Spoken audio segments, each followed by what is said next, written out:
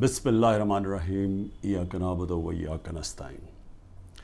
मेरे पाकिस्तानियों, जब मैं एक बहुत केस लड़ रहा था जो कि इंग्लैंड में सबसे अहम केस था, यानी 3 हफ्ते के लिए बरतानिया की सारी अखबारों की वो हेडलाइंस था और वो उसकी जो केस की जो प्रोसीडिंग्स थी वो शाम को हर टेलीविज़न चैनल की हेडलाइंस थी। बड़ा इम्पोर्टेंट, इंग्लैंड का सबसे बड़ा खिलाड़ी था उस वक्त और मेरे ऊपर उन्होंने केस किया हुआ था।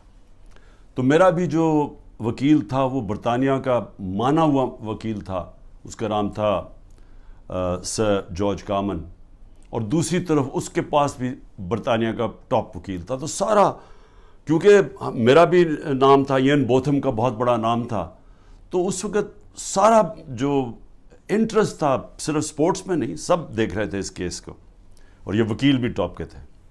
मुझे एक चीज़ याद है, जब मैं अपनी एविडेंस अपने वकील को बता रहा था कि केस क्या है, समझा रहा था उसको, तो उसने मेरे से एक बात की। उसने कहा, देखो मैं तुम्हारी कोई मदद नहीं करूँगा कि तुमने अदालत में जाके कहना क्या, मैं कोच नहीं करूँगा, ये हमारी अखलाकियात के ख़िलाफ़ है। हालांकि चुप करके मुझे बता देता कि देखो वो तुम्हारे से ये पूछेंगे, तुम ये कहना वो कहना, या मुझे तैयारी करवाता, मेरी तैयारी करवाता, क्योंकि मैं तो कभी पहले अदालत में नहीं गया था। वो और बात है कि अब जो मैं जितनी अदालतों के चक्कर लगा दिए, मैं ज़बरदस्त तरीके से बोलता था, लेकिन मेरा तो पहली दफ़ा थी। उसने कोई बात नहीं की। उसने कहा, मैंने तुम्हें कुछ नहीं बताऊँगा, ये है तुम सच, ये तुम्हारी एविडेंस है, इसके मुताबिक तुमने बात करनी है। और उसने फिर मुझे क्या कहा, उसने कहा, अगर आपने किसी चीज़ के ऊपर मेरे से झूठ बोला है, मैं उसी वक्त केस तुम्हारा ख़त्म करके जज को कहूँगा जी मैं केस से पीछे हट रहा हूँ। उसने कहा, और तुम्हें 3 साल की कैद होगी झूठ बोलने पे। तो मुझे अभी भी याद है कि वो, मैं बड़ा एक तरह मुझे अजीब लगा कि ये इतना स्ट्रिक्ट रूल्स हैं यहाँ के, लेकिन मुझे तो तब तक तो मैं काफ़ी देर बरतानिया में पढ़ भी चुका था, मैं क्रिकेट खेलता था, तो मैं सिर्फ आपको समझा रहा हूँ कि उनका इखलाकी मेयार क्या था और उनका इंसाफ का निज़ाम क्या था कि अदालत के अंदर जाके तुमने सच बोलना है, तब तक मैं तुम्हारे साथ खड़ा हूँ। और फिर वो भी, आप ज़रा ये देख लें कि वो इंग्लैंड का हीरो था और ज्यूरी थी, 12 लोगों के ज्यूरी बैठती है, जज होता है, फिर ज्यूरी होती है जो कि आम शहरी होते हैं। तो मेरे अपने वकील ने कहा कि तुम्हारा कोई चांस नहीं है जीतने का, क्योंकि सारी अंग्रेज़ ज्यूरी है और वो इंग्लैंड का हीरो है और तुम पाकिस्तानी हो, और तुम्हें पता है हमारे लोगों के अंदर तासुब भी होता है। तो कहता तुम्हारी जीतने की कोई चांस नहीं, बल्कि उसने मुझे कोशिश की कि तुम केस ना ही, पैसे बाहर आउट ऑफ कोर्ट सेटलमेंट कर लो। लेकिन मैंने कहा मैं हक पे खड़ा हूँ, मैं लड़ूंगा केस। उसने कहा तुम्हारी सिर्फ 20% चांस है, और ये याद रखें कि अगर वो मैं केस हार जाता तो ये जो मैंने अपना लंदन का फ्लैट बेच के मैं ये बनीगाला का घर बनाया, ये सारा कुछ ही चला जाता, क्योंकि वो इतना ज़्यादा उसका ख़र्चा आता है। तो मैं आपको आज ये कहना चाहता हूँ कि वो माशरे आज खुशहाल, और वो माशरे जिधर आज हमारे लोग किश्तियों में डूब डूब के पहुंचने की कोशिश करते हैं, यानी ज़िंदगी का दौड़ पे लगा के, यानी समुंदर में डूब जाते हैं, लेकिन वो पहुंचना चाहते हैं उन मुल्कों में, तो उसकी वजह ये नहीं है कि वहाँ वसाइल ज़्यादा हैं। उसकी वजह ये है कि वो हमारी से अखलाकियात पे, उनके मॉरल वैल्यूज़ बहुत ज़्यादा है। वहाँ इंसाफ का निज़ाम है, जो मैं बार बार मैंने तो पार्टी शुरू ही की, वो जब मैंने देखा उधर, जो मैंने उनके जो मुल्क देखे, तब मैंने फैसला किया कि हम तो तबाह हो जाएंगे, क्योंकि वो इतने ज़्यादा आगे निकल गए हमारे से कि उनकी अखलाकियात, उनका जो अमर बिल मारूफ है, उनका वो हमारे नबी सल्लल्लाहु अलैहि वसल्लम की जो वो रहमतुल आलमीन है ना, जो मेरे नबी की सुन्नत पे चलेगा, कोई भी सुन्नत अडैप्ट करेगा, तो वो तो हर इंसान के लिए आए थे। तो उन्होंने जब कहा था कि तुम्हारे से पहले बड़ी कौमें तबाह हुई जिधर طاقتور جب جرم کرے تو اس کو نہ پکڑو اور صرف کمزور کو پکڑو، وہ یعنی طاقتور قانون سے اوپر ہو۔ اب اصولاً اس کو جیت جانا چاہیے تھا، کیونکہ میں تو پاکستانی تھا، وہ برطانیہ کا ہیرو تھا، لیکن انصاف کا نظام یہ تھا کہ پاکستانی جا کے وہاں کیس جیت جاتا ہے۔ اور یاد رکھیں کہ یہ روایت مدینہ کی ریاست سے ہمارے لیے، تب وہاں ایسا انصاف نہیں تھا۔ جب مدینہ کی ریاست بنی تو یہ مغربی ممالک میں کوئی انصاف نہیں تھا، وہاں بھی جنگل کا قانون تھا۔ ہم مسلمانوں کے اندر میرے نبی صلی اللہ علیہ وسلم نے وہ انصاف کا نظام لے کے آئے تھے کہ حضرت علی ایک یہودی شہری سے، جبکہ وہ خلیفہ وقت تھے، کیس ہار جاتے ہیں کیونکہ قاضی ان کے بیٹے کی گواہی قبول نہیں کرتا۔ سوچیں حضرت علی کا کیا مقام ہے، لیکن انصاف کا نظام دیکھیں، اور ایک اقلیت ایک خلیفہ وقت کو سے کیس جیت جاتی ہے۔ نبی صلی اللہ علیہ وسلم نے اس لیے کہا تھا کہ وہ قومیں تباہ ہو جاتی ہیں۔ یہ یاد رکھیں کہ ہم تباہی کی طرف جا رہے ہیں، کیونکہ طاقتور آج قانون سے اوپر ہے۔ اور میں اس لیے آپ کو یہ بات چیت اس لیے آج آپ سے کر رہا ہوں، اور میں آپ کو مثالیں دینے لگا ہوں کہ ہو کیا رہے ہیں یہاں۔ ہم تباہی کی طرف جا رہے ہیں، کیونکہ میرے نبی نے 1500 سال پہلے کہہ دیا تھا کہ طاقتور قانون چوری کرے تو اس کو بچ جائے، تو جو کمزور ہو وہی صرف جیلوں میں جائے۔ تو یہ ہو رہا ہے آج پاکستان، ابھی سے نہیں ہو رہا، کافی دیر سے ہے، لیکن اب تو اس انتہا پہ پہنچ گیا ہے کہ ہمیں خوف آنا چاہیے کہ یہ ملک اب جا کدھر رہا ہے۔ مجھے خوف آ رہا ہے، میں کوئی پالیٹکس کی وجہ سے یہ بات آپ سے نہیں کر رہا، مجھے اپنے ملک کا خوف آ رہا ہے، کیونکہ میں نے ملک چھوڑ کے نہیں جانا۔ لوگ جو بھاگ جاتے ہیں ملک سے، یا جو اپنی، میرے بھی بڑا آسان ہے، اگر میں دنیا میں باہر جاؤں تو میں جا سکتا ہوں، میرے لیے تو عمران خان کے لیے دروازے کھلے ہیں، لیکن عام لوگوں کی میں آج بات کر رہا ہوں۔ آپ جب سب سن رہے ہیں، کتنے لوگ آپ باہر چلے جائیں گے؟ تو یہ تو وہ میرے نبی نے جو 1500 سال پہلے کہا، ہم تو وہ تیزی سے ادھر جا رہے ہیں، اور ہمارا آج جو وہاں ہو رہا ہے، خیر اس پیمانے میں تو نہیں پہنچ سکتے کہ میرے نبی نے کہا میری بیٹی نے بھی جرم کیا تو اس کو سزا ملے گی، قانون سے اوپر کوئی نہیں۔ حضرت ابو بکر نے آتے ساتھ ہی پہلی سٹیٹمنٹ، میں انصاف قائم کروں گا، طاقتور کو قانون کے نیچے لے کے آؤں۔ حضرت عمر نے اپنے بیٹے کو سزا دلوائی اس نے جب قانون توڑا۔ ہم تو وہ ان کی امت ہیں جو دنیا کے سب سے عظیم لیڈر ہیں، اور آج یہاں جو ہو رہا ہے، وہ ملک جو اسلام کے نام پہ بنا تھا، ہمیں شرم آتی ہے، دنیا ہمیں دیکھتی ہے، ہمیں شرم آتی ہے کہ یہ ہو کیا رہا ہے اس ملک کے ساتھ۔ مولانا رومی سے جب پوچھا کہ قوم کیسے مرتی ہے جو ہم آج نیچے جا رہے ہیں، تو انہوں نے کہا جب وہ اچھے اور برے کی تمیز ختم کرتی ہے، جب وہ امر بالمعروف سے ہٹ جاتی ہے، جب وہ طبقہ جو ملک کا سب سے بڑا جرم کرنے والا طبقہ ہے، جب اس کو ہم اوپر بٹھا دیتے ہیں، کیونکہ ایک آدمی فیصلہ کرتا ہے بند کمروں میں، تکبر سے بھرا ہوا، پاور اتنی اس کے پاس، وہ بڑے زور و شوروں سے فیصلہ کر رہا ہے کہ جناب عمران خان کو ہٹا کے تو میں نے ان کو، اور شہباز شریف سے تب سے اس کی بات چیت چل رہی تھی جنرل باجوہ کی۔ اب تو آج خواجہ آصف کا بیان آ گیا کہ ابھی ایک سال میری گورنمنٹ کو نہیں ہوا تھا، وہ کہتا تب سے سوچ رہا تھا کہ اس کو گرانے کا۔ بھئی تمہیں اس کی حیثیت کیا تھی؟ الیکٹ کر کے میں آیا ہوں، پبلک کے ووٹ سے میں آیا ہوں، ذمہ داری میری ہے، لیکن اس نے فیصلہ کر لیا۔ اور یہ یاد رکھیں کہ یہ جو آج ہو رہا ہے یہ ملک کے ساتھ، یہ سب سے بڑا جنرل باجوہ اس کا ذمہ دار ہے۔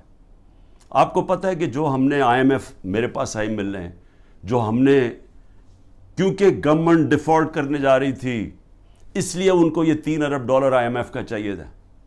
IMF کی سٹینڈ بائی ایگریمنٹ کی اس لیے ضرورت ہے کہ ہم ڈیفالٹ کرنے جا رہے ہیں۔ ڈیفالٹ کا مطلب یہ سمجھ جائیں کہ جس وقت پاکستان ڈیفالٹ کرتا، ہماری یہ جو معیشت کے ابھی حالات ہے، اس نے بالکل ہی بیٹھ جانا تھا، کیونکہ فنڈنگ بھی باہر سے ختم ہو جانی تھی، اور وہ نہیں ختم ہونی تھی، جو پھر اس کے بعد مہنگائی آنی تھی۔ اور آج جو مہنگائی کا حال ہے، آپ تصور کریں نا کہ میں سارے تنخواہ دار طبقہ جو آج بیٹھا ہوا ہے، غریب لوگ، پینشنرز، مزدور، جو آج مہنگائی ہے، اگر ڈیفالٹ کرتا اس سے دگنی مہنگائی ہو جانی تھی، اس لیے ہم نے فیصلہ کیا، حالانکہ وہ سوچیں 10,000 لوگ ہمارے جیلوں میں ہیں، عمران خان کے اوپر 180 کیس ہو چکے ہیں، پہنچ گئے ہیں 180 تک، ہماری سینئر لیڈرشپ جیل میں ہے، لوگ انڈر گراؤنڈ میں گھر توڑ رہے ہیں ان کے، ہر قسم کا ان کی بزنسز بند کر رہے ہیں۔ اس کے باوجود اپنے ملک کے لیے ہم نے کہا ٹھیک، ہم یہ اگریمنٹ کرتے ہیں تاکہ ملک نہ بیٹھے۔ لیکن سوال میرا کچھ اور ہے۔ میرا سوال یہ ہے کہ جدھر آج ہم کھڑے ہیں، کیا یہ جو اوپر حکمران ہیں ان سے ہمیں کوئی امید لگائی جا سکتی ہے؟ نہیں لگائی جا سکتی۔ کیوں؟ کیونکہ یہ اوپر بیٹھے اس لیے نہیں ہیں کہ انہوں نے ملک ٹھیک کرنے آئے ہیں۔ یہ میں آپ کو بتاؤں گا، یہ صرف اور صرف جو میں آپ کو 5 سال پہلے سے کہہ رہا تھا، یہ NRO والے لوگ ہیں جو میرے پیچھے صرف پڑے ہوئے تھے، سب اکٹھے ہو کے جی PDM بن گئی ہے جی، ڈیموکریٹک الائنس ہے۔ صرف مقصد ایک تھا کہ کسی طرح کرپشن کے کیسز سے یہ نکلے، اور میں اسی پہ چل رہا تھا۔ اپنے نبی صلی اللہ علیہ وسلم انہوں نے جب فرمان دیا کہ قومیں تباہ ہو جاتی ہیں، طاقتور کو اگر آپ معاف کر دیں، اس کو وہ چوری کرے اس کو نہ پکڑے، تو آج وہی ہو رہا ہے۔ ساری جنرل باجوہ اس کو جب اعظم سواتی کو اس نے مار پڑوائی، اس نے یہ ٹویٹ لکھا نا، شکریہ جنرل باجوہ آپ نے NRO 2 جو دیا ہے ان لوگوں کو، اس کے اوپر اس نے اس کو مار پڑوائی اور اس کے اوپر تشدد کروایا۔ تو آج یہ ذرا سن لیں کہ ان کے کیسز، تاکہ پہلے یہ سن لیں اور پھر سنیں کہ جو میرے سے اب کس طرح کے کیسز کیے جا رہے ہیں، ذرا سے موازنہ کر لیں۔ سب سے پہلے نواز شریف کا کیس، وہ کیس کیا تھا؟ انٹرنیشنل انکشاف ہوتا ہے، پینما پیپر، دنیا کے اندر ایک انکشاف ہو جاتا ہے جنہوں نے اپنے آف شور اکاؤنٹس میں کمپنیوں کے پیچھے پراپرٹیز لی ہوتی ہیں۔ تو بڑے بڑے دنیا کے اندر وزیر بھی تھے، کوئی ایک آدھ ملک کا پرائم منسٹر بھی تھا، اور بڑے نام اس کے سامنے آئے، بلکہ برطانیہ کا اس وقت پرائم منسٹر کا بھی نام آ گیا کہ اس کی بھی پراپرٹی ہے۔ دنیا میں شور مچ گیا۔ تو ادھر پتہ چلا کہ 4 جن سب سے مہنگے لنڈن کے علاقے میں جو مے فیئر کے فلیٹس ہیں، وہ نواز شریف کی بیٹی اس کی اصل مالکہ تھی۔ اب سب کو پتا تھا کہ اس کے پاس تو پیسہ نہیں، اس کا مطلب نواز شریف نے خریدے۔ اب یہ تھا کیس، 1.5 سال عدالت میں چلا۔ نواز شریف نے اسمبلی میں کہا ہاں یہ ہیں ہمارے فلیٹس مانے، اور کہا یہ ہیں ذرائع کہ جس کے ذریعے میں نے خریدے۔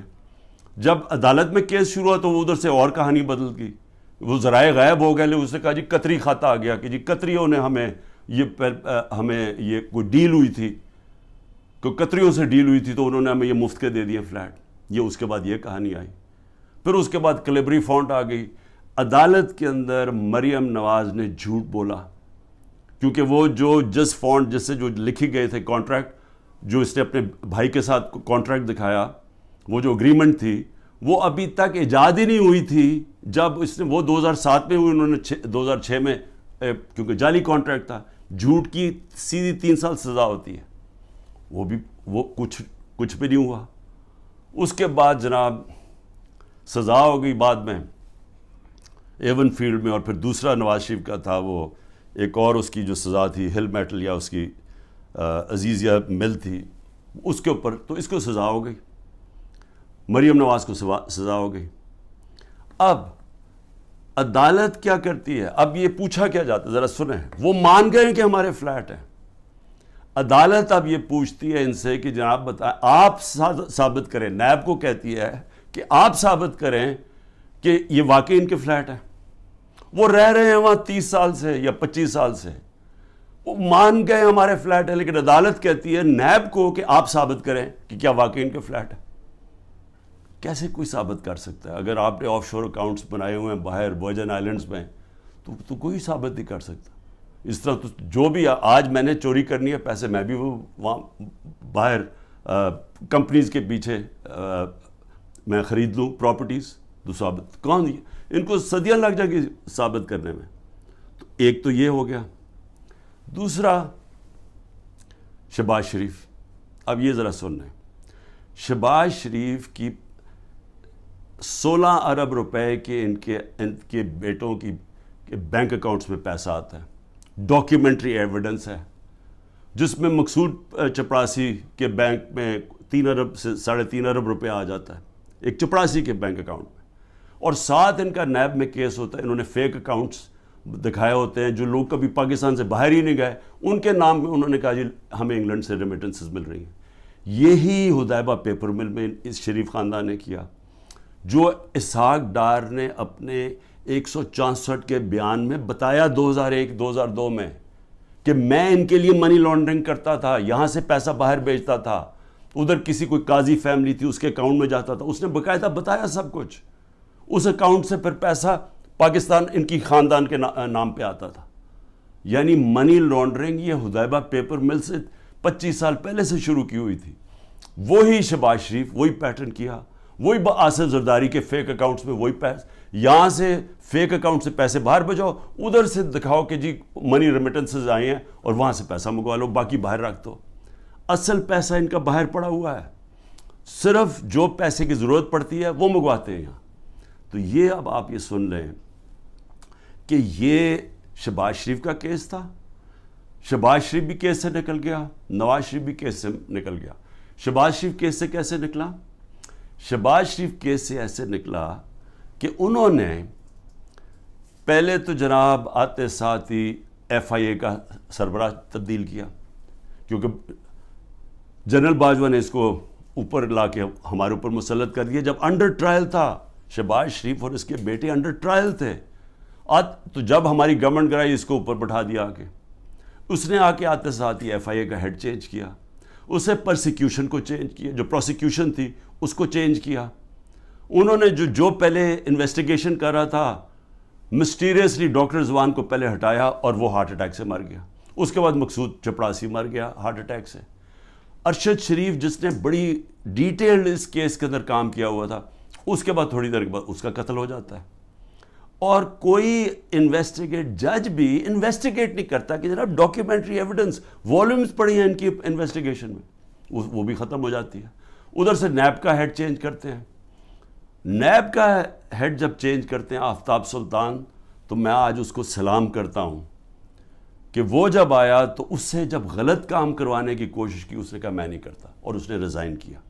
پھر ایک اور آدمی کو لے کے ہیں جو موجودہ آدمی ہے، اور وہ سارے کیسز ان کے ختم. نیب بھی کیسز ختم شہباز 8 ارب کے، اور یہ بھی کیس ختم. یہ جو 16 ارب روپے کے یہ جو ایف آئی اے کے کیس، اب وہ بھی ختم ہو کیونکہ اپنے لوگوں پر بٹھا دیے. تو ادھر وہ ہو گیا. ادھر آصف زرداری کے فیک اکاؤنٹس کیسز تھے، وہ پہلے فریز ہوتے ہیں. جنرل باجوہ کی ڈیل ہو رہی ہوتی ہے آصف زرداری سے، پتہ نہیں کیا ڈیل ہے، وہ کرتے ہیں، وہ بھی سارا ختم ہو گیا. تو زرداری بھی پاک ہو گیا. زرداری وہ آدمی ہے جس کو 2 دفعہ نواز شریف نے جیل میں ڈالا تھا کرپشن میں، اور یہ حدیبہ پیپر مل نواز شریف نے بنایا تھا. یہ زرداری نے نواز شریف کے اوپر بنایا تھا. تو یہ کیسز پرانے چلے آ رہے ہیں، یہ ہمارے دور کے کیسز نہیں ہیں. لیکن جب ہمارا دور آیا تو جناب نیب تھی جنرل باجوہ صاحب کے نیچے، اس کے بعد سارے کیسز رک گئے. اور وہ تو خیر اب چیزیں سامنے آئی گئی ہیں کہ خواجہ آصف نے خود ہی کہہ دیا کہ ان سے تو بات چیت تو ان سے شروع ہو گئی تھی، تو کیسز ان کے کیسے آگے بڑھنے تھے. لیکن یہ سمجھ جائیں کہ جو آج اوپر طاقتور بیٹھے ہوئے ہیں، ان کی اربوں روپے کے کیسز معاف ہوئے ہیں. اور سب سے امپورٹنٹ چیز یہ ہے کہ یہ جب کیسز تھے یہ ان کی گورنمنٹ تھی. جو حمزہ شہباز اس ملک سے بھاگا ہے، وہ تو جب ایف آئی اے کا کیس آئے وہ جب ہماری گورنمنٹ تھی. لیکن جب نواز شریف کے بیٹے گھر یا ملک سے بھاگے ہیں تب تو ان کی گورنمنٹ تھی، کیونکہ ان سے پوچھا کہ جناب یہ مہنگے آپ کی پراپرٹیز کدھر سے آئیں. وہ باہر بھاگ گئے اور پھر کہتے جی ہم تو پاکستانی شہری نہیں ہیں، ہم برطانیہ کی شہری ہیں. اس کا مطلب کہ عمران خان اگر پرائم منسٹر بنے، یہاں سے چوری کر کے پیسے بھیجتا رہے اپنے بیٹوں کے سلمان اور قاسم کے اکاؤنٹس میں، اور کہے جی وہ تو پاکستانی شہری نہیں ہے، تو وہ جواب دہ نہیں ہے. تو یہی بیٹے بھی باہر بھاگ گئے، انہوں نے کہا جی ہم جواب دہ نہیں ہیں. اس کے بعد دماد بھاگتا ہے شہباز شریف کا، وہ جب نیب اس کو کرپشن کیس پہ بلاتی ہے وہ باہر بھاگ جاتا ہے ان کی گورنمنٹ کے نیچے. پھر ان کا فائنانس منسٹر اسحاق ڈار ملک سے باہر بھاگتا ہے جب نیب بلا کے پوچھتے کہ جی آپ کے یہ اثاثے ہیں، یہ آپ کے آئے کدھر سے ہیں، یہ ایک دم آپ تیرے امیر کیسے ہو گئے، وہ بھی ملک سے باہر بھاگ جاتا ہے ان کے دور میں. تو میں سوال پوچھ رہا ہوں کہ میں کیوں نہیں باہر بھاگ رہا؟ ان کے اوپر تو 1-2 کیسز تھے. میرے اوپر تو 180 کیس بن چکے ہیں. تو میں کیوں نہیں ملک چھوڑ کے بھاگ رہا؟ کیونکہ انہوں نے چوری کی ہوئی تھی. ان کے ایسٹس ہیں, ان کے پاس اربوں اربوں روپے کے ایسٹس ہیں جو یہ بتا ہی نہیں سکتے کدھر سے آئے ہیں, اور ملک سے باہر لے کے منی لانڈرنگ کیا, دگنی کرائم ہے. اور میں اب آتا ہوں, دو اور چیزیں میں آپ کو کہہ دوں. ہمارے 3.5 نیب کے سال میں 480 ارب روپیہ پاکستان نے نیب نے ریکور کیا چوری کا, کرپشن کا. 480 ارب روپیہ. اس سے پہلے سارے دور میں نیب نے 280 روپیہ ریکور کیا تھا. آج مجھے بتائیں کہ نیب سے کتنا پیسہ نیب نے کتنا پیسہ ریکور کیا؟ 1100 ارب روپیہ ریکور کرنا تھا. آج وہ کوئی پیسہ ریکور نہیں ہو رہا. اب نیب کا کام ہے کہ عمران خان کے اوپر کرو, یا جو ہمارے جو بھی اب مخالف ہیں ان سے پارٹی چھڑوانے کے لیے یا ان کو ڈرانے کے لیے. اب نیب کا صرف یہ کام رہ گیا. نیب جو پاکستان کے اندر, میں پھر سے کہتا ہوں, 480 ارب روپیہ ہمارے دور میں نیب نے ریکور کیا تھا, اور 1100 ارب روپیہ بچا ہوا تھا. انہوں نے قانون بدل دیے, ایک قانون بدل کے نیب کا قانون بدل دیا, اس میں بچ گئے. اور دوسرا اپنا نیب کا ہیڈ بٹھا دیا ہے, جس طرح کے باقی انویسٹیگیٹنگ ایجنسیز کے اپنے لوگ بٹھا دیے. میں اب آگے آپ کو ذرا تھوڑا سا اور, کیونکہ بڑا امپورٹنٹ آپ کے لیے سمجھنا کہ آج اس ملک کے ساتھ ہم ہو کیا رہے اور ہم جا کدھر رہے ہیں. اس میں آ جائیں کہ اب میرے اوپر کیسز ہیں. میرے اوپر انہوں نے, جس طرح میں نے کہا, 180 کیسز کیے ہوئے ہیں. لیکن میں اب ان میں ذرا آپ کو بتانے لگا ہوں کہ یہ کون سے یہ کیسز یہ 6 مختلف ٹائپ کیسز میرے اوپر کیے ہوئے ہیں. تو میں ذرا سمجھ جائے کہ یہاں اربوں روپے کی چوری ہے, اور 30 سال سے کیسز ان کے اوپر ہوتے آ رہے ہیں. مشرف نے NRO دیا, ادھر بچ گئے. آصف زرداری کی کیس تھی, اس نے سر محل خریدا ہوا تھا, وہ انہوں نے جا کے پورا کیس کر کے جب وہ بکا سر محل, پیسہ پاکستان آنا تھا, NRO دے دیا, وہ پیسہ اپنے پاس رکھ لیا. $60 ملین سوئٹزرلینڈ میں پڑے ہوئے تھے. وہ پاکستان نے کیس کیا وہاں, وہ پیسہ پاکستان آنے لگا تھا, NRO دیا, وہ واپس چلے گئے. تو حدیبہ پیپر مل تو مشرف کے دور میں اس کے اوپر آگے پیش و رفت ہی نہیں ہوئی, جس کے اوپر اسحاق ڈار نے باقاعدہ, پھر سے میں کہہ رہا ہوں, ڈیٹیلز دی ہوئی تھی کہ کیسے وہ منی لانڈرنگ کرتا تھا ان کے لیے. تو یہ لوگ آج اوپر بیٹھے ہیں, سب کیسز معاف کروا لیے. لیکن اب کر کیا رہے ہیں؟ اب یہ کر یہ رہے ہیں کہ انہوں نے اب اس کو استعمال کر رہے ہیں, اینٹی کرپشن کو, نیب کو اور FIA کو, کس طرح اب صرف 1 پوائنٹ جائے, تحریک انصاف کو ختم کیا جائے. اب میرے اوپر کیسز سب سے زیادہ, پہلے آ جائے میرے کرپشن کیسز کیا ہیں. میں پہلے بھی بول چکا ہوں, لیکن میں آپ کو پھر یاد کرا دوں. سب سے پہلے القادر کیس کیا ہے؟ القادر کیس یہ ہے کہ میں نے ایک یونیورسٹی بنانی تھی. میں پہلے سے سوچ رہا تھا کہ مجھے موقع ملے تو ضرور بناؤں گا, کیونکہ ایک میں نے نمل یونیورسٹی بنائی ہوئی ہے, ایک میں نے القادر یونیورسٹی بنانی تھی. القادر کا میرا مقصد یہ تھا کہ یہاں سیرت نبی کے اوپر اپنے نوجوانوں کو, ان کو سمجھایا جائے, سیرت نبی کے اوپر وہ کھڑے ہو تاکہ ان کو لیڈرشپ آئے. ساتھ ٹیکنالوجی, یہ اس آئیڈیا تھا اس کا. اور یہ یونیورسٹی جب میں نے شروع کی تو اس کے اندر میرا مقصد تھا کہ ملک ریاض کو, کیونکہ ملک ریاض اور پروجیکٹس میں, راوی سٹی میں بھی تھا, ادھر بھی چیپ سستے ہاؤسنگ کے اندر بھی تھے. پھر بعد میں ہم نے جب یہ شروع کی سینٹرل بزنس ڈسٹرکٹ جو والٹن کی تھی, کیونکہ سب سے بڑا بلڈر ہے پاکستان کا. ملک ریاض کو صرف میں نے اس لیے کہا کہ آپ یہ کر دیں پروجیکٹ, کیونکہ ملک ریاض کی سپیڈ ہے, سب سے بڑا بلڈر ہے پاکستان میں. جو ملک ریاض نے 3 سال میں کام کیا ہے ہمارا یہ القادر میں, وہ ہمیں 14 سال 15 سال لگے نمل یونیورسٹی میں. یعنی اتنا کنسٹرکشن کا کام ہمیں 15 سال جو لگا وہ اس نے 3 سال میں کر دیا, کیونکہ وہ سب سے بڑا بلڈر ہے. میرا تو یہ مقصد تھا. ملک ریاض نے کہا میں یہ خود ہی اسپانسر کرتا ہوں یہ آئیڈیا جو القادر کا ہے. اب یہ ہوتی ہے بات, یہ سمجھیں, یہ ہوتی ہے 2018 کی نومبر دسمبر کی بات ہے. اس کے بعد جب وہ اس کی اوپننگ شروع, اس کی جو سٹون لینگ ہے وہ مئی میں شروع ہو جاتی ہے. مئی 2019 میں 2019 کی دسمبر میں ایک کیبنٹ کا فیصلہ آتا ہے, وہ میں بتا چکا ہوں آپ کو. کیبنٹ نے فیصلہ یہ کرنا تھا کہ کیا ہم نے ملک ریاض کے کوئی پیسے انگلینڈ کی نیشنل کرائم ایجنسی نے انہوں نے فریز کیے ہوئے تھے ایز سسپیشس ٹرانزیکشن, کہ ہمیں شک ہے اس ٹرانزیکشن کے اوپر, منی لانڈرنگ پہ نہیں. اور اس کی ڈیل ہو جاتی ہے ان کے ساتھ. اب وہ پیسہ وہ فیصلہ کرتا ہے کہ سپریم کورٹ میں ملک ریاض نے پیسہ دینا ہے, وہ اس میں ڈالنا چاہتا ہے سپریم کورٹ کے اکاؤنٹ میں, اور ان کی ڈیل ہوتی ہے. ہمارے کیبنٹ کے سامنے صرف یہ فیصلہ آتا ہے کہ اگر آپ اس کو ڈیل کو کانفیڈینشیل رکھیں گے جو اس کے اور اس میں تھی, لیکن عدالت میں آپ لے جا سکتے ہیں, لیکن صرف کیبنٹ, کیونکہ کیبنٹ میں پبلک ہو جانی تھی, تو وہ کہتا ہے پبلک نہ ہو. اگر آپ کانفیڈینشیل رکھیں گے تو 190 ملین پاؤنڈ پاکستان آ جائے گا سپریم کورٹ کے اکاؤنٹ میں. لیکن اگر آپ نہیں کریں گے تو آپ کو جا کے انگلینڈ میں کیس کرنا پڑے گا, اور وہاں ثابت کرنا پڑے گا کہ منی لانڈرنگ ہے یا نہیں ہے. وہ سول کیس تھا.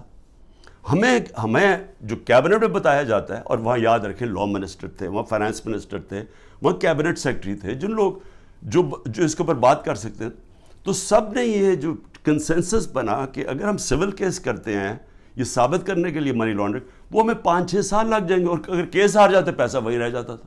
تو یونانیمس فیصلہ ہوتا ہے کہ ہاں پیسہ تو پاکستان آ رہا ہے.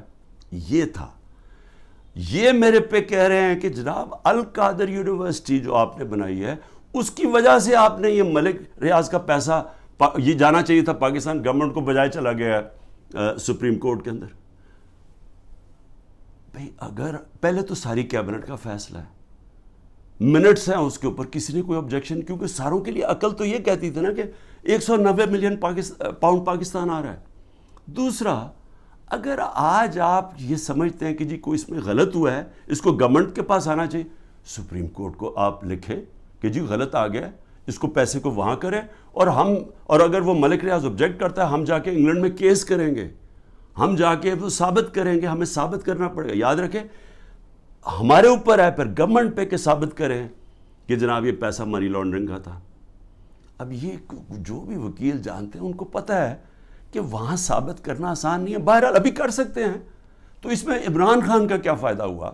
پیسے پڑے ہیں سپریم کورٹ میں, دوسری طرف وہ القادر کھڑی ہوئی ہے, وہ ایک ٹرسٹ چل رہا ہے. ٹرسٹ ڈیڈ کے اندر لکھا ہوا ہے کہ کوئی بھی ٹرسٹی, یا عمران خان اور بشرا بیگم کو اس لیے بنایا کیونکہ ان کو سیرت نبی میں انٹرسٹ ہے. جب آپ ٹرسٹ بناتے ہیں لوگوں کو ان کو لے کے آتے ہیں جو کہ اپنا ٹائم دے سکیں, کیونکہ اس میں کوئی تنخواہ تو ملتی نہیں ہے, اس میں کوئی ٹی اے ڈی اے نہیں ملتا. یہ آپ مفت تب کام کرتے ہیں جب آپ کا شوق ہو کسی چیز میں. ٹرسٹ چل رہا ہے, 100% وہاں اسٹوڈنٹس مفت پڑھ رہے ہیں. ٹرسٹ ہے, زمین ہے ساری ٹرسٹ کے نام پہ. اگر خدا نہ خواستہ یہ ٹرسٹ نہیں چلے گا, وہ واپس چلی جائے گی جس نے ڈونیشن دی ہے. میرا اس میں یا مجھے اس کا کیا فائدہ ہے؟ اس کو کہہ رہے ہیں کرپشن. اور دوسرا کرپشن سننے ذرا کیا ہے, توشہ خانہ. 70 سال سے پاکستان کا قانون کیا ہے؟ آپ کو کسی کو گفٹ ملتی ہے جب آپ پرائم منسٹر ہو, چاہے آپ گورنر ہو, چاہے آپ پریزیڈنٹ ہو, چاہے آپ آرمی چیف ہو, چاہے آپ وزیر ہو, چاہے آپ ملٹری سیکرٹری ہو, سب کو, اور ملتی ہے مڈل ایسٹ کے اندر جب جاتے ہیں وہ تحفے دے دیتے ہیں. اب وہ قانون کیا ہے؟ قانون سمپل ہے تاکہ آپ سمجھ جائیں یہ جو سارا اپنا میڈیا کنٹرول کر کے پورا جو ڈرامہ ہو رہا ہے یہ آپ سمجھ جائیں یہ ہے کیا, یہ اور میرے اوپر جو کرپشن کا الزام وہ کیا ہے. قانون یہ ہے, قانون کہتا ہے کہ جناب آپ نے, اگر آپ کو جب گفٹ ملے وہ سیدھی گفٹ جاتی ہے پہلے فورن آفس, کیونکہ فورن آفس ہوتا ہے انوالو, ادھر سے جاتی ہے کیبنٹ سیکرٹری کے پاس. کیبنٹ سیکرٹری پھر اس کے بعد نیچے ایف بی آر کے پاس جاتی ہے. ایف بی آر اور پھر ایک انڈیپینڈنٹ اپریزر ہوتا ہے, ہمارے دور سے پہلے اپوائنٹ کیا ہوتا ہے نون لیگ کی گورنمنٹ نے, وہ اپریزر ہوتا ہے. یہ مل کے سارے فیصلہ کرتے ہیں کہ اس کی قیمت کیا ہے. مثلا یہ گھڑی ہے تو یہ فیصلہ کریں گے کہ اس کی قیمت 10 روپے یا 15 روپے یا 20 روپے. تو جو سب سے زیادہ قیمت کہے گا نا کہ 20 روپے ہے, تو 20 روپے وہ کہتے ہیں یہ اس کی اب قیمت ہے. وہ آپ کے ملٹری سیکٹر کے تھرو آتا ہے کہ جی یہ اس کی قیمت ہے, کیا آپ یہ پریزنٹ رکھنا چاہتے ہیں؟ تو ان کے زمانے میں 20% تھا, ہم نے آ کے اس کو 50% کر دیا. آپ 50% دیں تو آپ وہ رکھ سکتے ہیں. اگر آپ نہیں لینا چاہتے تو وہ چلا جاتا ہے توشہ خانہ میں, اور توشہ خانہ اس کو آکشن کر دیتا ہے. یعنی یہ کہتا ہے نا جی بڑی کوئی قیمتی کسی نے گفٹ دی یا کچھ دی یا اس کا دل خراب ہو گیا, تو اگر میں نہیں لیتا تو جو بھی جس نے دیا وہ آکشن ہو جاتی ہے, وہ پبلک میں بک جاتی ہے. اچھا, اب میرے پہ الزام یہ ہے کہ جناب وہ جو گفٹ جو میں نے چیزیں جو آئیں اور اچھا میری پراپرٹی ہو جائے, میں جو مرضی اسے کروں, میں اسے بیچوں, گفٹ دوں, کہ یہ میری پراپرٹی ہے. کبھی آج تک 70 سال میں کسی سے پوچھا ہے کہ جو آپ کو گفٹ ملی آپ نے اسے کیا کیا؟ کبھی کسی سے پوچھا آج تک؟ تو ان کو ایک چیز, جی عمران خان نے گفٹ وہ سستی لی توشہ خانہ سے, بھئی وہ کیبنٹ سیکٹری بھی اویلیبل ہے, وہ ایف بی آر کے لوگ بھی اویلیبل ہیں, وہ اپریزر بھی اویلیبل ہے. آپ ان کو بلا کے پوچھیں کہ کیا عمران خان نے آپ کو کسی کو کہا تھا کہ گفٹ سستی دے؟ میں چیلنج کرتا ہوں, مجھے کوئی ایک آدمی ملٹری سیکٹری کے تھرو گیا, کوئی مجھے بتائے کہ کیا میں نے کبھی کسی کو کہا ہے کہ مجھے کم قیمت پہ دو؟ تو وہ لوگ بیٹھے, اگر وہ کہہ رہے ہیں کہ انڈر ویلیو تو ان سے پوچھیں, میں اس کا کیسے ذمہ دار ہوں؟ اور پھر کہ جی وہ فلانی ایک فراڈ کو وہاں دبئی میں بٹھا کے اس نے کہا جی میں نے بڑی مہنگی کوئی گھڑی لی ہے. اس سے پتہ ہے کہ وہ آدمی کون ہے؟ وہ ناروے سے بھاگا ہوا فراڈ میں, اس کے اوپر میں نے کیس کیا ہوا ہے, جھوٹے کے اوپر.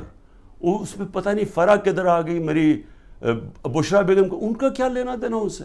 کہتا جی وہ فرح نے آ کے کوئی گھڑی بیچی, وہ پتہ چلا کہ وہ تو دبئی گئی نہیں اس سال جس دن وہ سال کہہ رہے. تو صرف کسی نہ کسی طرح عمران خان کو پکڑ کے یہ کرو, یہ ہے توشہ خانہ کا کیس. اور اگر کسی کو پکڑنا ہے توشہ خانہ کیس میں تو اس میں مریم نواز پکڑی جاتی ہے, نواز شریف پکڑا جاتا ہے اور آصف زرداری, کیونکہ انہوں نے وہاں سے مہنگی گاڑیاں توشہ خانہ میں سے انہوں نے وہ گاڑیاں خریدی اور سستے قیمت پہ وہ خرید سکتے ہی نہیں تھے, کیونکہ توشہ خانہ میں گاڑی آپ نہیں لے سکتے. مجھے بھی گاڑی ایک ملی تھی, آپ گاڑی قانون کے مطابق نہیں لے سکتے. ان تینوں نے بھی گاڑی, اس نے زرداری نے 3 گاڑیاں نکالی, نواز شریف نے ایک مہنگی گاڑی پہلے 9 سال چلائی, اور اس کے بعد جا کے جب یہ یوسف رضا ہے تب اس نے ڈکلیئر کی اور اس کی پھر ایک قیمت ادا کی. اور مریم نواز نے ڈکلیئر ہی نہیں کی توشہ خانہ میں ایک گاڑی جو کہ ابو دھابی سے رائل فیملی سے ملی, اور وہ اس نے جا کے پھر آگے بیچ دی. تو مجھے یہ بتائیں کہ ان کے اوپر جو واضح طور پہ قانون ٹوٹا ہوا ہے, اس میں تو کوئی قانون ہی کوئی نہیں ٹوٹا. مجھے بتائیں میں نے کیا اللیگل چیز کی ہے؟ انہوں نے تو قانون توڑا ہوا ہے, ان کو نہیں کچھ کسی کو پکڑنا. پھر آگے چلیں, میرے پر ایک کیس ہے جی کہ میری بہن کو میں نے انفلوئنس کر کے ایک 6 ارب کی زمین دلوا دی صرف 6 کروڑ میں, اور 6 ارب کی اس لیے کیونکہ وہاں کوئی نہر لگنی تھی تو اس سے اس کی قیمت اوپر چلی جانی تھی. اور میں نے زبردستی لوگوں سے کہا کہ کیونکہ میں پرائم منسٹر تھا, میں نے زبردستی کہا کہ وہ کسانوں سے اسے زمین دلوا دی. اب یہ اتنے ڈفرز ہیں, ان کو یہی نہیں پتا کہ جو میری بہن نے پیسے دیے وہ چیک سے دیے ہوئے پیسے. چیک 25 اپریل کو 2022 کو ایک چیک دیا گیا ہے, اور 2 جون 2022 کو دوسرا چیک دیا گیا. عمران خان 9 اپریل کو پرائم منسٹر ہٹ چکا تھا, تو میں نے کیسے انفلوئنس کیا وہ کسانوں کو؟ اگر یہ ہے میرے اوپر کرپشن کے کیسز, اس کے اوپر چکر لگ رہے ہیں میرے, کبھی ایک عدالت سے کبھی نیب میں اچھا. اور توشہ خانہ کے اوپر نیب کا بھی کیس ہے, توشہ خانہ کے اوپر الیکشن کمیشن کا بھی کیس ہے, اور ایف آئی آر بھی کٹی ہوئی ہے ایک ہی توشہ خانہ کے اوپر. یہ آگے کرپشن کے کیسز. آگے چلے ذرا میں آپ کو ذرا بتا دوں کہ اور کون سے کیسز ہیں. اچھا جی, قتل کیس. کوئٹہ کے اندر قتل ہوتا ہے, اس کے 4 گھنٹے کے اندر شہباز شریف کا جو مشیر ہوتا ہے مسٹر ڈینٹونک, وہ جا کے ایک دم ٹی وی پہ آگے کہتا ہے کہ جی عمران خان نے اس کو قتل کر دیا. اس وقت میرے پر 150 کیسز تھے. مجھے کیا پتا کہ کون سا کیس ہے, کون سا وکیل ہے. وہ ہمیں ریڈار پہ ہی نہیں تھا کہ پتہ نہیں وہ کیا کیس ہے. مجھے تو یہ نہیں پتا کیس کیا تھا. جی وکیل کو عمران خان نے قتل کروا دیا. اس کے بعد اس کے بیٹے کو اٹھاتی ہے پولیس. سارے کوئٹہ کو پتا کیا ہوا, کیونکہ ساری وکلا کمیونٹی کو پتہ ہے. اس کو 12 گھنٹے پولیس رکھتی ہے, سافٹ ویئر اپڈیٹ ہوتا ہے, اور اس کے بعد وہ ایف آئی آر میں عمران خان کا نام لے دیتا ہے کہ عمران خان نے قتل کیا. اس کے اگلے دن اس کی بیوی سٹیٹمنٹ, اس کی ویڈیو ریکارڈنگ سٹیٹمنٹ ہے کہ یہ میرے خاندان نے, رشتہ داروں نے اس کا قتل کیا ہے. اس سے پہلے ایک باقاعدہ ڈیمونسٹریشن ہوتی ہے اس وکیل کے خلاف کہ اس نے ہمارا قتل کروایا ہے. عدالت کو وہی وکیل جا کے کہتا ہے کہ میرے کیسز سبی میں نہ لگاؤ, یہاں لگاؤ کیونکہ ہماری دشمنیاں ہیں. اس کا قتل میرے پہ ڈال کے اور ایف آئی آر کٹ جاتی ہے 302 کی, اور کہتے ہیں جی آپ کوٹا جا کے اپیئر کریں. اور پھر اس سے پہلے ضلع شاہ کا جب 8 مارچ کو قتل ہوتا ہے پولیس کسٹڈی میں, میرے اوپر پھر قتل کا کیس ڈال دیتے ہیں. میں گھر میں بیٹھا ہوا ہوں, مجھے پتہ ہی نہیں کیا ہو رہا, کیونکہ یہاں ٹیئر گیسنگ چل رہی تھی اس دن, کیونکہ ہم اپنی ریلی نکالنے لگے, پتہ چلا جناب ایک دم 144 پولیس نے لگا کے تو ریلی روک دی ہے. تو میں اندر بیٹھا ہوں, میرے اوپر 302 کا قتل کا کیس ہو جاتا ہے. 3 دن کے بعد جب ضلع شاہ کا پوسٹ مارٹم ہوتا ہے اور پتہ چلتا ہے کہ 26 جگہ اس کے اوپر تشدد کر کے اس کو قتل کیا. اب اس کے بعد پولیس پھنس جاتی ہے. پھر کیا کرتی ہے, نہیں جی وہ ایکسیڈنٹ ہوا ہے, اور ایکسیڈنٹ میں بھی پھر مجھے بات ہے کہ جی میں نے کوئی انفارمیشن نہیں دی, ایک اور ایف آئی آر کٹ جاتی ہے. تو میں آپ کو صرف یہ بتا رہا ہوں کہ یہ جو قتل کرنے کا کیس ہے, یہ یاد رکھیں کہ یہ پہلے سے یہ جو اوپر بیٹھے ہوئے ہیں یہ پرانے گاہک ہیں, یہ لوگوں کو قتل کروانے کے یہ ہیں, یہ شہباز شریف خاص طور پہ, اور یہ جو لوگوں کے اوپر جھوٹے کیسز کرنے کے یہ ماسٹر ہیں اس کے. میں اب بات کر رہا ہوں یہ جب 97 سے 99 تک یہ شہباز شریف جب چیف منسٹر تھا اور بھائی صاحب اوپر پرائم منسٹر تھے, ذرا یہ چھوٹی سی ایک عابد باکسر نے اس کے اوپر کہا ہوا ہے ڈاکیومنٹری, وہ سنیں. میں سچو سبزہ زار تھا اس وقت, مجھے ایک سینئر افسر نے بلایا اور کلیئر یہ کہا کہ چیف منسٹر پنجاب شہباز شریف صاحب یہ 5 بندے سبزہ زار میں مروانا چاہتے ہیں. میں نے انکار کیا. میرے انکار کے بعد یہ ڈیوٹی انہوں نے اپنے لیفٹ ہینڈ, رائٹ ہینڈ نہیں لیفٹ ہینڈ عمر ورک کی لگائی, اور وہ عمر ورک نے 5 سبزہ زار میں بندے وہ قتل کیے. اس سے پہلے میں آپ کو بتا دوں کہ گارڈین کے اندر ایک آرٹیکل چھپتا ہے, یہ جب 97 سے 99 تک تھا شہباز شریف. آرٹیکل کیا ہے, اس میں کہتا ہے 850 ایکسٹرا جوڈیشل کلنگ پولیس مقابلے میں لوگوں کو مروایا جاتا جب شہباز شریف چیف منسٹر تھا. اور اس کے اندر وہ ایمنسٹی انٹرنیشنل کنفرم کرتے ہیں کہ یہ بالکل ٹھیک ہے کہ پولیس انکاؤنٹر کے ذریعے شہباز شریف نے لوگ اس کے دور میں لوگ مروائے گئے. اب ذرا یہ سنیں کہ عابد باکسر کیا کہتا ہے. پنجاب میں جعلی مقابلوں کے لیے پولیس انسپیکٹرز کو کیسے مجبور کیا جاتا ہے. انکاؤنٹر اسپیشلسٹ عابد باکسر کی نئے ویڈیو میں سنسنی خیز انکشافات. مجھے حراست میں لے کر جھوٹے مقدمات میں نامزد کیا گیا, یہ ان کی جانب سے کہا گیا. کچھ چیزیں جو میڈیا اور پبلک کے سامنے لانا چاہتا ہوں کہ کس طرح شہباز شریف صاحب لوگوں کے ریکارڈ بنواتے ہیں, کس طرح انہیں جعلی پولیس مقابلے میں مارا جاتا ہے, کس طرح لوگوں کی جائیدادیں ہتھیائی جاتی ہیں. یہ تمام چیزیں میں آج پبلک کے سامنے رکھوں گا تاکہ وہ اس کا فیصلہ کر سکیں. میں 99 میں بطور S H O factory area تعینات تھا. میرے ماموں ایک رقبہ باغ گچا کی ملکیت کے دعویدار تھے.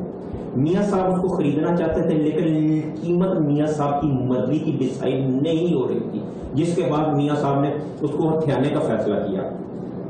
لیاقت نام کے مالی کو مدعی بنا دیا گیا, اور مدعی بنانے کے بعد اس کو ایک پرچہ دے دیا گیا کہ یہ تمام رجسٹریاں باغ گچا کی جو ہے یہ جعلی اور بیک ڈیٹڈ ہیں. اور ایک فقرہ لکھوا دیا گیا کہ میرے ماموں ظفر عباس نے مالی کو دھمکی لگائی ہے کہ میں عابد باکسر سے تجھے مروا دوں گا.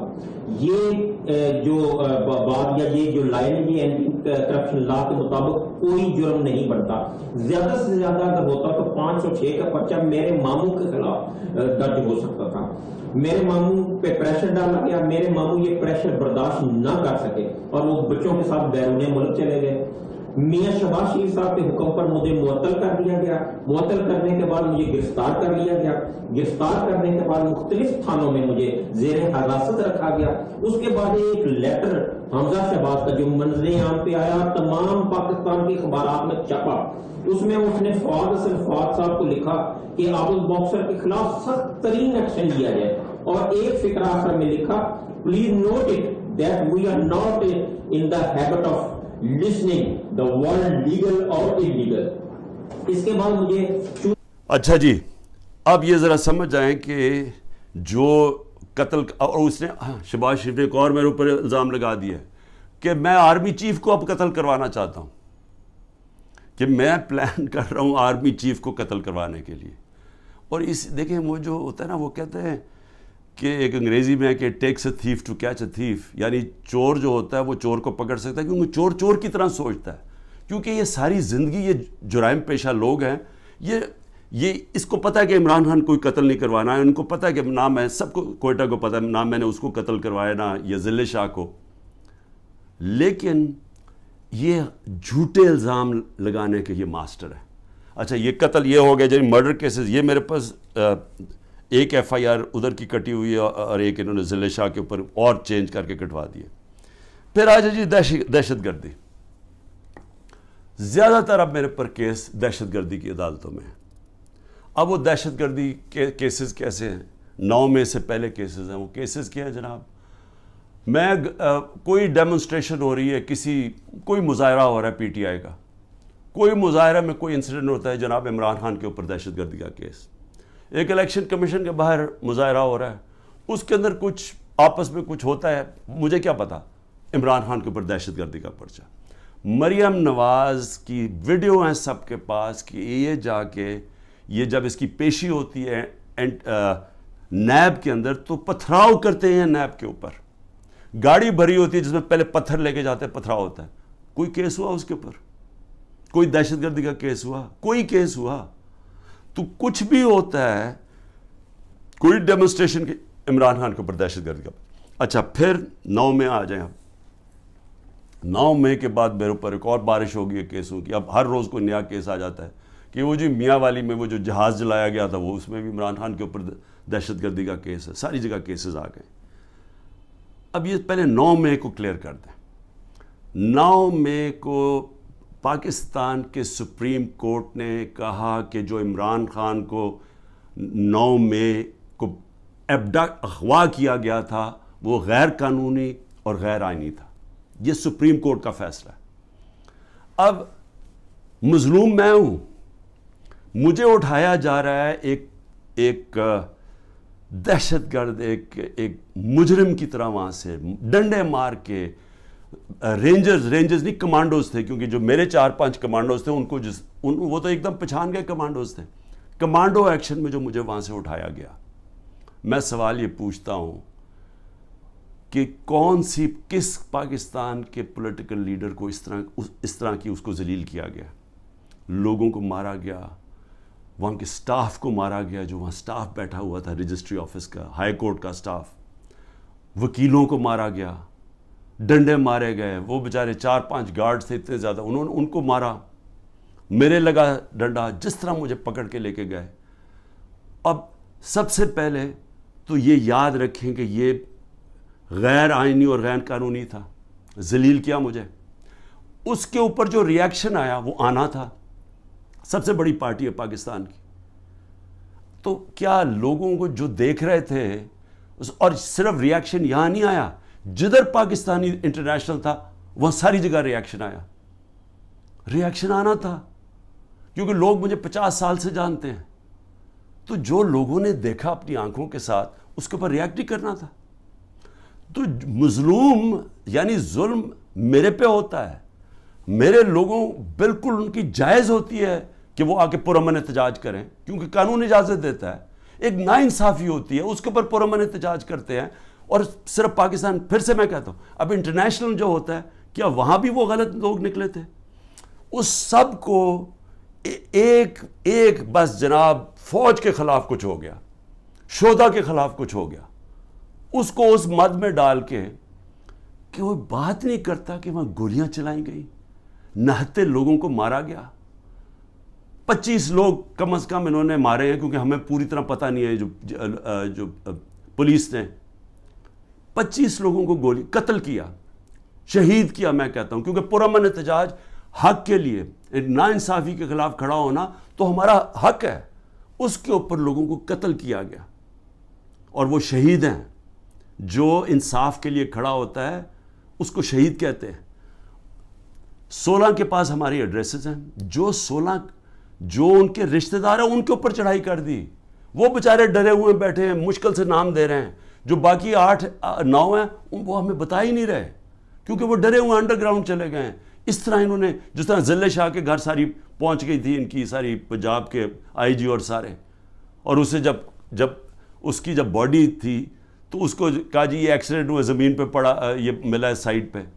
جو سارے باڈی کے اوپر جو پوسٹ مارٹم میں تشدد کے, کبھی ایکسیڈنٹ میں بھی تشدد ہوتا ہے, تو ساری پولیس پہنچ گئی اور وہ بیچارے پیچھے سہم گئے. اسی طرح سارے جو ان کے رشتہ دار ہیں جو ہوا ہے وہ سارے سہم گئے. 9 کا ہمیں پتہ نہیں چل رہا, اور 16 جو ہیں ان کو وہ دے نہیں رہے, ان کو رپورٹ نہیں دے رہے, ان کو پوسٹ مارٹم نہیں کر رہے. تو پہلے تو ان کو قتل کیا, شہید کیا, اس کے بعد انہی کے اوپر دباؤ ڈال دیا, جو مظلوم ہیں انہی کے اوپر ڈال دیا, کیسز بھی ان کے اوپر کر دیے. اس کے علاوہ جو ٹوٹل گولیاں لگی ہیں وہ 100 سے 200 گولیاں لگی ہیں. جو ہاسپٹل میں پڑے ہوئے تھے ان کو اٹھا کے جیلوں میں لے گئے, جن کو گولیاں لگی تھیں. 3 کی ٹانگیں کٹ گئیں, 1 پیرالائز ہو گیا جو پیچھے گولی لگی. لیکن صرف وہ بلڈنگز کو آگ لگا دی. بھئی ہم سارے مذمت کرتے ہیں. وہ ججمنٹ میں دیکھ لیں چیف جسٹس کی, کہ مجھے تو پتہ ہی کچھ نہیں تھا. میں تو جب چیف جسٹس کے وہاں سامنے ہوا, انہوں نے بتایا کہ جی, میں نے کہا میں سخت مذمت کرتا ہوں. 27 سال سے میں نے لوگوں کو کہا ہوا ہے کہ قانون کے بیچ میں رہ کے ہم نے ہمیشہ, اور رہے ہیں قانون کے بیچ میں, ہمیشہ احتجاج ہم نے قانون کے بیچ میں کیا. ہم نے جب 126 دن کا دھرنا دیا, مجھے بتائیں پاکستان کی تاریخ کا سب سے بڑا وہ ہمارا پروٹیسٹ تھا. کیا ہوا, کیا لڑائی, کوئی لڑائی ہوئی, کوئی لوگوں کو مارا دھاڑا, ساری دنیا آتی تھی پروٹیسٹ کر کے چلی جاتی تھی. میں نے کوئی 70 جلسے کیے پاور سے نکلنے کے لیے. تاریخ میں سب سے بڑے جلسے ہوئے ہیں. کوئی بتائیں کوئی کسی قسم کا انتشار ہوا, مجھے گولیاں لگیں تو کوئی بلڈنگ جلائی گئی. تو یہ جو ہوا ہے, ہم بار بار کہہ رہے ہیں کہ جی اس کی انڈیپینڈنٹ انویسٹیگیشن کروائیں. ہر چیز کی ہمیشہ انڈیپینڈنٹ انویسٹیگیشن ہوتی. ہمارا کچھ سن ہی نہیں رہا.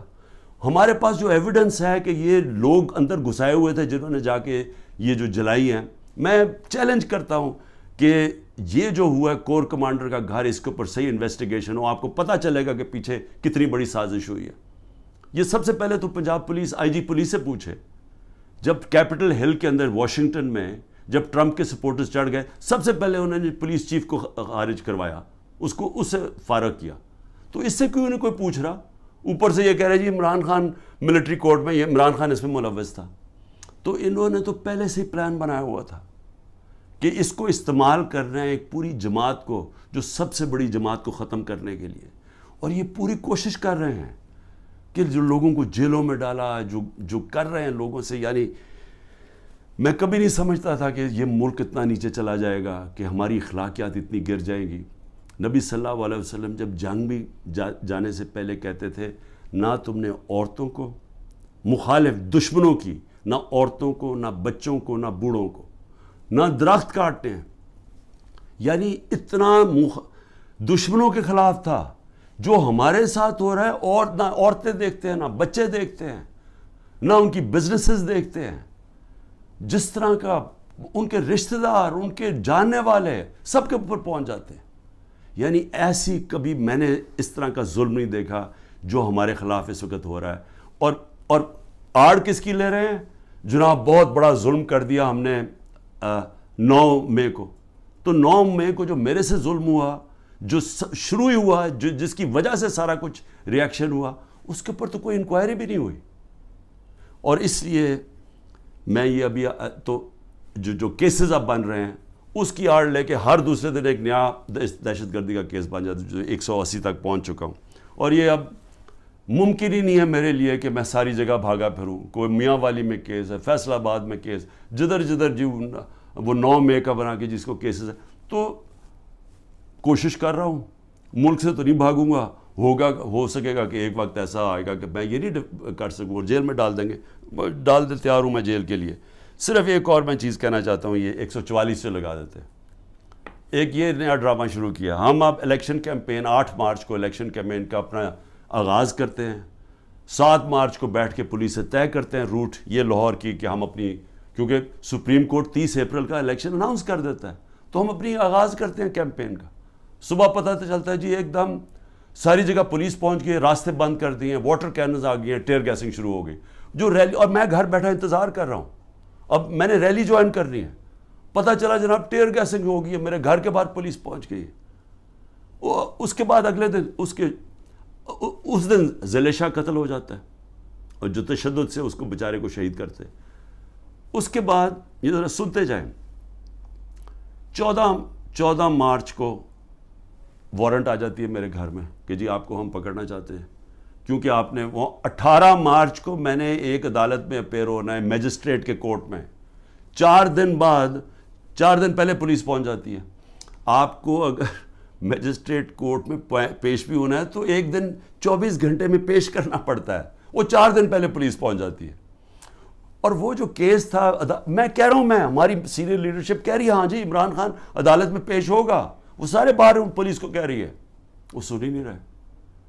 اس کے بعد جو یہ ذرا سمجھیں, جو CRPC کرمنل کوڈ کا جو سیکشن 75 ہے, اس کے مطابق اگر آپ وکیل آپ کو ایشورٹی بانڈ دے دیتا ہے کہ عمران خان 18 کو پہنچے گا, تو وہ اریسٹ نہیں کر سکتے.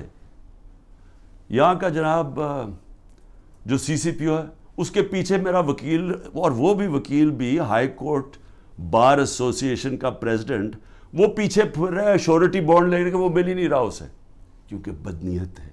یہاں پھر مجھے اغوا کرنے آئے تھے, 24 گھنٹے میرے گھر کے اوپر اٹیک کیا. اچھا, اب پھر 144 وہاں ہمارا 14 مئی کو جب ہم دیکھ رہے ہیں کہ الیکشن نہیں کرنے جا رہے, تو ہم 6 مئی کو اپنی آئین کے لیے, کیونکہ آئینی طور پہ ان کو الیکشن کروانا چاہیے تھا 14 مئی کو, جب آئینی طور پہ الیکشن نہیں کر رہے تو ہمیں کیا پتہ چلتا ہے کہ جی ایک دم اسلام آباد میں ہم ریلیز نکال رہے ہیں, سارے ملک میں ریلیز نکل رہی ہیں. اسلام آباد میں ریلی نکلتی ہے 144 عمران خان کے اوپر, یہاں کیس ہو جاتا ہے. سارے پاکستان میں ریلیز نکل رہی ہیں, لیکن اسلام آباد میں جی کیونکہ 144 لگا دیا تھا, وہ 144 لگتا ہی صرف ہمارے لیے. مولانا فضل الرحمان نے ریڈ زون میں جا کے 144 کے دوران سپریم کورٹ کے باہر پورا گالیاں نکالی چیف جسٹس کو, عدالتوں کو گالیاں نکالی سپریم کورٹ کے چیف جسٹس کو کھڑے ہو کے, اور ان ساروں نے تقریریں کی ریڈ زون کے اندر. اس کے لیے 144 نہیں تھا, اس کو بلکہ فیسیلیٹیٹ کر رہی ہے حکومت جا کے وہ ریلی نکالنے کے لیے. لیکن ایک آئین کے لیے ایک آئین کی خلاف ورزی ہو رہی ہے, اس کے لیے ریلی نکل رہی ہے, اور اس کے اوپر عمران خان کے اوپر کیس. تو یہ ہیں اس طرح کے کیسز. میں آخر میں اب کہنا کیا چاہتا ہوں, دیکھیں میں اپنی قوم سے بات کرنا چاہتا ہوں. میں نے تو اس کا مقابلہ کرنا ہی ہے, میں تو آپ کو کہہ بیٹھا ہوں, اتنے زیادہ کیسز ہیں میرا تو, اب بلکہ میں وکیل ہی تقریباً بن گیا ہوں, اور میرا اب عدالتیں تو میرے آفس ہی بن گئی ہیں. میرا تو ہر روز ایسے ہے کہ جس طرح میں آفس جا رہا ہوں, اور میں تو اس کا مقابلہ کرتا رہوں گا. لیکن یہ ہو سکتا ہے کہ میں اب میں میاں والی بھی جانا ہے تو کوئٹہ بھی جانا ہے, یہ ہو سکتا ہے کہ میں اب نہ کروں. انہوں نے وارنٹ نکالتے ہیں, اریسٹ کر دیں گے. پلان تو ان کا کہ کسی نہ کسی طرح اس کو اریسٹ کرو تاکہ یہ جیل میں جائے, اور پھر اس کی پارٹی توڑو, اور اس کے بعد پھر الیکشن اناؤنس کرو. یہ ان کا پلان ہے, میں تو اس کے لیے تیار ہوں. لیکن میں اپنی قوم سے آخر میں کیا کہنا چاہتا ہوں, دیکھیں یہ جو ہو رہا ہے نا, یہ عمران خان بنے پرائم منسٹر, الیکشن جیتے نہ جیتے, جیل میں جائے, لیکن مسئلہ تو پاکستان کا اس وقت. تو میں آپ کے لیے اب کہہ رہا ہوں, یہ جو ہو رہا ہے نا, یہ صرف اور صرف ملک کی اب تباہی ہے. یہ جو چور اوپر بیٹھ گئے ہیں, اور میں نے آپ کو ان کے کیسز بتایا, یہ تو کچھ بھی نہیں ہے کیسز, ان کے اوپر تو پوری کتابیں ہیں ان کی کیسز کے اوپر. ان کے اوپر تو باہر کی کتابوں میں ان دونوں کے زرداری اور نواز شریف خاندانوں کے اوپر چوری کے اوپر ان کے اوپر کتابوں کے اندر مینشن کیا ہوا ہے, باہر کے اخباروں میں ہے یہ ایک دوسرے کے متعلق کیا کہتے تھے، اسٹیبلشمنٹ ان کے متعلق کیا کہتی تھی، تو اس میں تو کسی کو کوئی شک نہیں ہے کہ انہوں نے کیا کیا۔ اب یہ جو پلان بن رہا ہے کہ عمران خان کو جیل میں ڈال کے ان کو واپس لے کے آنا، چلیں عمران خان جیل میں بھی چلا جاتا ہے، یہ واپس بھی آ جاتے ہیں، لیکن ملک کا کیا بنتا ہے؟ میں یہ سوال پوچھ رہا ہوں کہ ملک کا جو حالات ہیں، یہ جو جنرل باجوہ نے یہ انجینئرنگ کر کے ان کو اوپر بٹھایا ہے، کیا ملک بچ جائے گا ایسے؟ مجھے یہ بتائیں کہ صرف معاشیت کو دیکھ لیں کہ ہم جب ایک سال میرے ہٹانے سے ایک سال پہلے جو ہمارا ڈالر، کیونکہ اصل مسئلہ پاکستان کا ڈالرز کا ہے، ہم کیوں IMF کے گھٹنوں میں پھر رہے ہیں؟ کیونکہ ہمارے پاس ڈالرز کی کمی ہے، IMF سے ہمیں ڈالرز چاہیے۔ لیکن جس وقت ہمارا جو آخری سال تھا 8.7 ارب ڈالر کا ہمارا ڈالر انکم میں اضافہ ہوا تھا، ایکسپورٹس میں اور ریمیٹنسز میں 8.7 ارب ڈالر کا اضافہ ہوا تھا۔ اس سال جب سے یہ جنرل باجوہ کے یہ تحفے آئے ہیں، انہوں نے ایک سال کے اندر 8.5 ارب ڈالر کی کمی کی ہے ریمیٹنسز اور ایکسپورٹس میں۔ وہ جو ہمارا بڑھا تھا اور ہمارا پورا ماشاءاللہ جس طرح ہم جا رہے تھے مزید ہمارے اور بڑھنا تھا، کیونکہ ہمارا 2 سال میں بڑھتا جا رہا تھا۔ ان کا ایک سال میں 8.5 ارب ڈالر کم ہوا ہے ریمیٹنسز میں اور ایکسپورٹس میں۔ اس کا مطلب کہ 3 ارب ڈالر کے تو ہم قرضے لے رہے ہیں ان سے، اور جو آمدنی ہے وہ سکڑتی جا رہی ہے۔ اگر ایک گھر کے اندر آپ کے اوپر قرضے چڑھتے جا رہے ہیں تو آپ آمدنی بڑھا کے قرضے واپس کریں گے نا۔ اگر آمدنی آپ کی کم ہو رہی ہے تو قرضے آپ نے کیسے واپس کرنے؟ تو یہ ہے تباہی کی طرف۔ بے روزگاری بڑھ رہی ہے، مہنگائی بڑھ رہی ہے، تنخواہ دار طبقہ پس گیا ہے، عوام کو سامنے کچھ نظر نہیں آ رہا۔ جو اس ملک کے قابل لوگ ہیں وہ باہر جانے کا سوچ رہے ہیں۔ 9 لاکھ پروفیشنلز ملک چھوڑ کے چلے گئے ہیں کیونکہ ان کو امید نہیں نظر آ رہی، کیونکہ امید یہ جب ان شکلیں دیکھتے ہیں جو دبئی میں بیٹھ کے گدوں کی طرح پاکستان کی بندر بانٹ کر رہے تھے، وہ لوگ پاکستان سے مایوس ہو گئے ہیں، آگے نظر کچھ نہیں آ رہا۔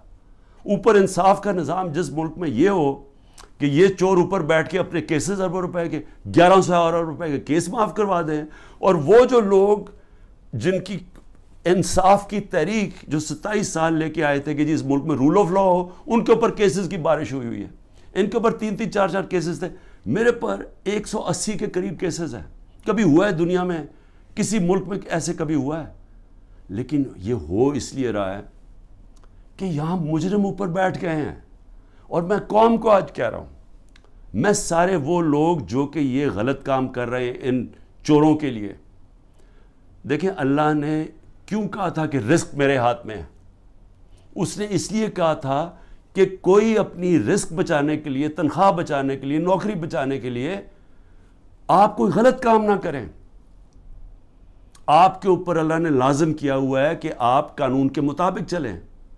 برطانیہ میں کسی پولیس والے کی جرت، کسی اوپر آفیسر کی جرت نہ ہو کہ نیچے پولیس والے کو کہا کہ غلط کام کرو، کسی کے گھر کے توڑ کے اندر چلے جاؤ، وہاں اس کا گھر لوٹ لو، ان کی بزنسز بند کر دو۔ جرت نہ ہو، پولیس چیف کی جرت نہ ہو، کیونکہ اسے پتا ہوگا کہ قانون میں وہ نیچے کھڑا ہوگا کہے گا میں یہ نہیں کرتا، یہ قانون مجھے اجازت نہیں دیتا۔